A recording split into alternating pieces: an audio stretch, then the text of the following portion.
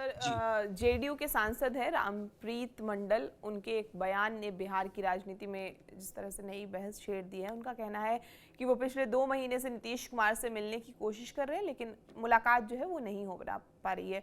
हालांकि बाद में उन्होंने बयान को लेकर जो है वो सफाई भी दी। इससे पहले आरसीपी सिंह की मुलाकात को लेकर विवाद और आनंद मोहन के बयान ने भी यही सवाल खड़े किए थे कि क्या अब नीतीश कुमार तक पहुंच जो है वो कुछ चुनिंदा लोगों के जरिए ही संभव है।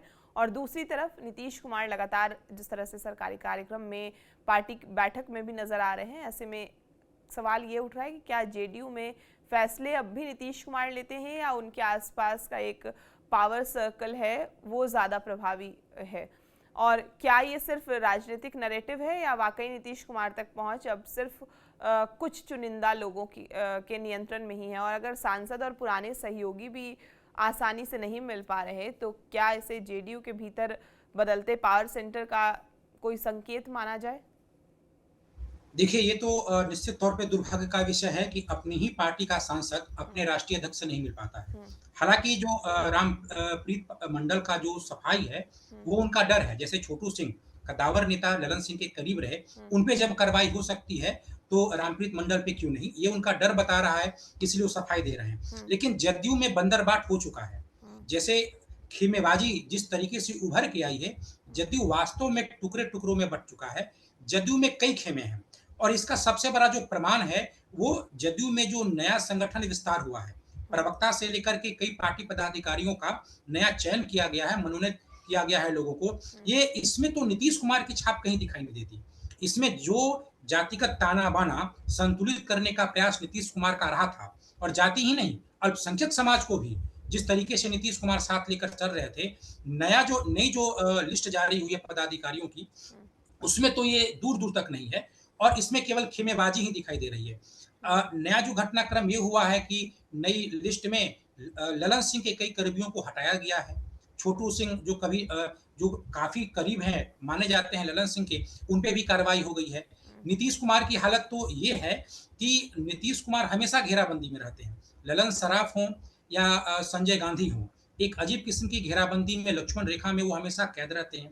नीतीश कुमार के स्वास्थ्य की वास्तविकता क्या है, उसका यथार्थ क्या है, उसका जो परिणाम आ रहा है कि नीतीश कुमार कोई निर्णय नहीं ले पा रहे हैं, या वो जो बोल रहे हैं, उनके साथ रहने वाले लोग भी उनकी बात को नहीं मान रहे हैं। आरसीपी सिंह का जो मसला हुआ था, उसमें वहाँ पे जो लोग थे, उन लोगों ने तो मीडिया में बताया भी था कि उन्होंने ललन सराफ को कहा कि आप मुझसे इनसे बात करवाइए, लेकिन वो बात नहीं हो पाई। इसका मतलब यही है कि जो नीतीश कुमार के करीब जितने भी लोग हैं, वो नीतीश कुमार की बात नहीं मान रहे हैं। सिर्फ वो ये डिजाइन कर रहे हैं कि कौन आए, क्या कितनी देर रहे और वहां से चले जाए। इधर जिस तरीके से देखिए प्रवक्ताओं का लिस्ट आया है, प्रवक्ताओं में तो एक भी लौकुश समाज का व्यक्ति नहीं है। जो जो जो उनका आधार है नीतीश कुमार का, उनमें न तो कोई लौकुश समाज के हैं, और न ही कोई अल्पसंख्यक समाज का है। कोई भी अल्पसंख्यक समाज का नहीं, उसमें ज़्यादातर सामान्य जाति के लोग हैं, एक अति पिछड़ा में भारतीय मंडल हैं, और एक क्रिश्चियन हैं। इसके अतिरिक्त जितने भी उनमें प्रवक्ता हैं, सब सामान्य जाति के हैं। तो जो जिस तरीके से डिज़ाइन नीतीश कुमार करते थे, उनमें है ही नहीं। अंजुम आरा बहुत कुशल प्रवक्ता थी जदयू की, और राष्ट्रीय स्तर की प्रवक्ता थी, काफ़ी पढ़ी-लिखी हैं, चुनाव भी लड़ चुकी हैं, लेकिन उनको भी लिस्ट से हटा दिया गया। पता नहीं जदयू किस राह पे चल गया है। दूसरी बात है कि जो खींचतान है, कई गुट हैं। ललन सिंह का अपना गुट है, संजय झा का अपना गुट है, नीतीश कुमार के रहने वाले जो दो तीन करीबी लोग हैं, संजय गांधी हैं, ललन सराफ है, इन लोगों ने मिलकर एक अलग गुट बना लिया है। श्रवण कुमार का एक अलग गुट है। तो हर टुकड़ों टुकड़ों में, यानी कहें तो बंदरबाट वाली स्थिति है। और इसका जो बुनियादी कारण इतना ही है कि नीतीश कुमार अब निर्णय नहीं ले पाते, और निशांत कुमार स्वयं संगठन में नहीं है। बतौर स्वास्थ्य मंत्री वो सक्रिय भले ही हैं, लेकिन संगठन में वो है नहीं। संगठन की वो देख रेख नहीं कर पा रहे हैं। सबसे बड़ी जो समस्या ये है कि अगर किसी संगठन से जुड़े किसी व्यक्ति को अगर अपनी बात कहनी है तो किससे कहे। संजय झा जो हैं वो उन तक पहुंचना भी बहुत कठिन है, और वो इंसान भी बहुत जटिल है। वो खुद एक गुट का नेतृत्व करते हैं, खुद ही वो गुटबाजी के एक धुरी से जुड़े हुए हैं, तो फिर निष्पक्ष निर्णय कैसे ले पाए। जो जदयू के जो लोग हैं, उनकी जो बुनियादी समस्या है वो यही है। और इससे आने वाले समय में जदयू का और एक तरीके से जो उनकी जो समाज पे पकड़ है वो और कम हो जाएगी। ऐसे में निशांत कुमार का संगठन से कोई लेना देना नहीं है। जो नेतृत्व होता है वो संगठन का होता है। सरकार में कोई व्यक्ति रहे न रहे इससे क्या फर्क पड़ता है, संगठन सबसे बड़ी ताकत होती है। आप अगर जिस तरीके से जदयू असंतुलित हो रही है, मुझे तो लगता है कि वहां पे जो मंत्री हैं उनके भी तालमेल में कमी न हो जाए। आपस में जो तालमेल की कमी बड़े नेता कद्दावर नेताओं में अगर हो जाए तो कहीं ये पूरा का पूरा कुनबा ही न बिखर जाए। जब तक निशांत कुमार संगठन में नहीं आते, संगठन की चाबी अपने आप पास नहीं रखते, या तो वो स्वयं राष्ट्रीय अध्यक्ष बने।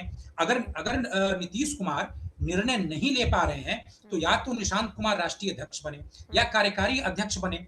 जो संजय झा जो पद पे हैं उस पद पे आए ताकि लोग उनसे आकर मिले। निशांत कुमार को अपने आप को इस तरीके से बदलना पड़ेगा, अपने आप को ढालना पड़ेगा कि लोग उनसे आके मिले, अपनी समस्याएं उनसे कहें, तब जाके जदयू बच पाएगा। क्योंकि व्यक्तित्व का और नेता का नेतृत्व का ये बहुत ही महत्व होता है और वो नहीं इस वक्त हो पा रहा है। यही तो कारण है। आप प्रवक्ताओं की तो लिस्ट देख लीजिए, इसमें अल्पसंख्यक समाज का कोई क्यों नहीं है, इसमें लौकुश समीकरण का कोई क्यों नहीं है, जितनी सामान्य जातियों के लोग हैं उस अनुपात में अति पिछड़ी जाति के कोई क्यों नहीं है। यानी कि सब गुटबाजी पे है।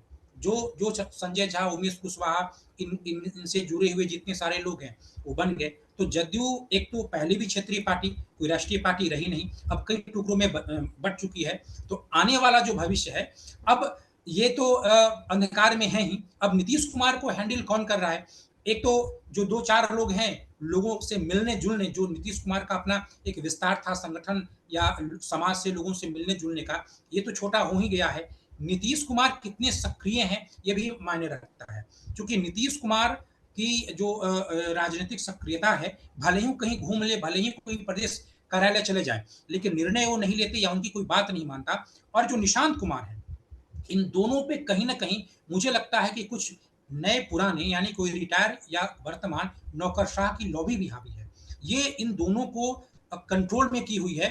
वो उतना ही देख पाते हैं, उतना ही सुन पाते हैं जितना वो जो नौकरशाह के ज़रिए उनको बताया जाता है। ताकि पता नहीं उनको कैसे ब्रीफ किया जाता है, कुछ ज्ञात-अज्ञात आशंकाओं से उन्हें उनके कान को भर दिया गया हो, क्योंकि नौकरशाह के काम करने का अपना एक तरीका होता है।